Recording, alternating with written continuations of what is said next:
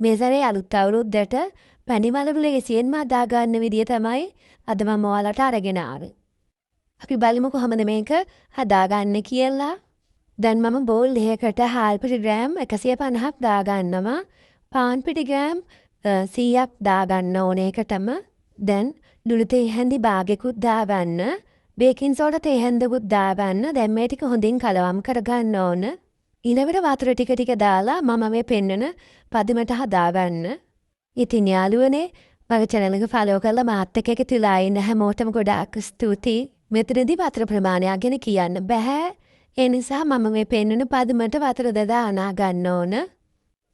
මේ වගේ දියබැතිය නැති ටිකක් උගු බැට එකක් තමයි අපි හදාගන්න ඕන.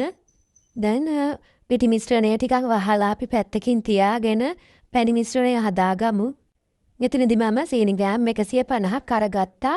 ඒකෙන් මේ සැඳි 3ක් පෑන් එකට දාලා හොඳින් කැරමල් එකක් හදා ගන්නවා. දැන් මේ වගේ ලස්සන පාටක් ආවට පස්සේ උණු වතුර වලින් මේට 200ක් දාගන්න ඕන. මෙතනදී මම ෆුඩ් කලරින් කිසිම දෙයක් එකතු කරගන්නේ නැහැ. ඒකයි මේ විදිහට කැරමල් එකක් හදාගන්නේ. ඊළඟට මම ඊටු සීනි ටිකක් දාලා හොඳින් පැණි එක හදාගන්නවා. එතනදී කියන්න ඕන නූල් ඇදෙන පදමටම අපිට පැණි එක අවශ්‍ය නැහැ. හොඳින් උතුරා දිලිප ඔෆ් කරගන්න.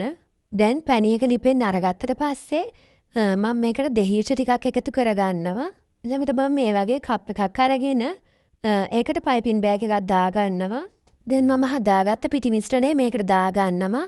දැන් පයිපින් බෑග් එක මේ විදිහට ඔක්කොම එකතු කරලා අරගෙන පොඩි කොටසක් කපා ගන්න ඕනේ ඉස්සරහෙන්.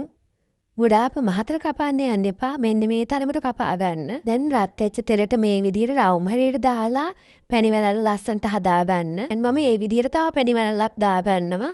දැන් මේ වගේ පැණි වලලු ටික දාගත්තට පස්සේ දෙපැත්ත හරවමින් රන්වන් පාට වෙනකන් බැද ගන්න ඕන. මේ වෙලාවේ අපි හදාගත්ත පැණි එක රස්නි පිටින්ම තියාගන්න ඕන.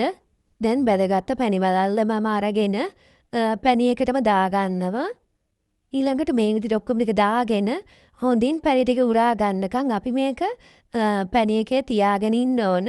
පුළුවන් තරම් මේ විදිහට දෙපැත්ත හරවමින් පැණි එකේම පෙඟෙන්න හරින්න.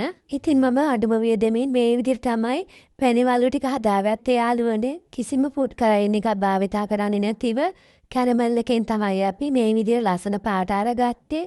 ඉතින් ඔයාලත් මේ විදිහට අවුරුද්දට රසට පැණි වලු වදර රස බලන්න යාළුවනේ.